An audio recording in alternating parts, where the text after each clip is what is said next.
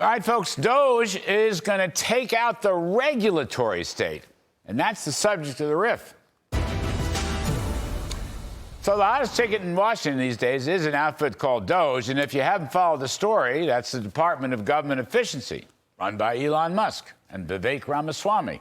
And it's a non-governmental department, which is a wonderful thing.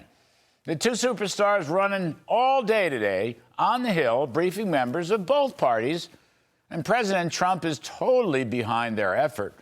Most everybody seems to be in favor of the work of DOGE, even though a lot of people don't really understand what DOGE is trying to do. For example, many elected officials are saying how wonderful it is that we have a commission that will get rid of waste, fraud, and abuse, reduce government costs, and cut the budget deficit. All right, that's true to some extent. But I think the real purpose of DOGE is a vast undertaking to stop the unelected regulatory state that has been misgoverning America for far too long.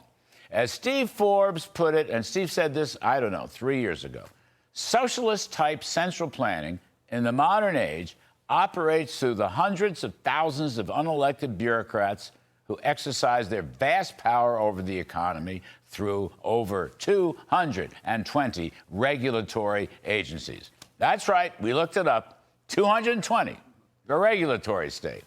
Now, in my frequent conversations with Vivek Ramaswamy, it seems like chopping down the regulatory state and reducing the overextended government power of the executive branch is a principal DOGE goal.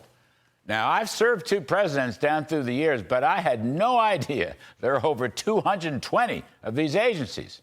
And of course, American taxpayers don't need them all. And running a thumb down the multiple pages of lists of these agencies, it sure looks like many are duplicative or totally unnecessary. Vivek has told me several times that he intends to use Supreme Court decisions, such as West Virginia versus EPA and the so-called Chevron deference decision, both of which have criticized the regulators for doing things without any congressional mandate. That, of course, is what central planners always do. They invent their authority to run the country. But there is no constitutional authority. There is no congressional authority. There's no taxpayer authority. They just do it to enhance their own power. And they've been getting away with it for a very long time. Until now.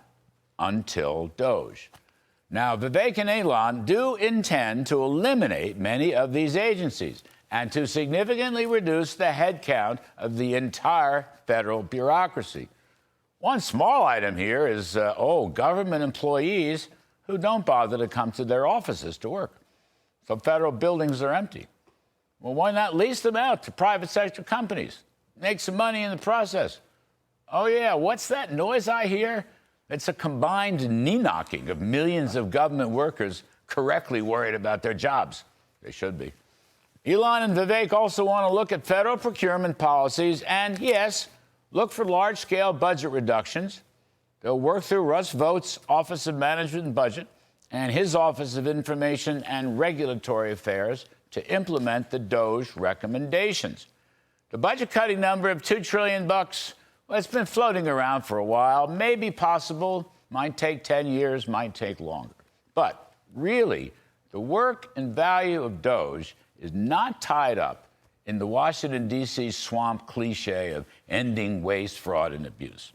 The higher mission here is to take apart the unelected regulatory state and chop down, wherever possible, the alphabet agencies that have been so badly mismanaging the American economy for so many years.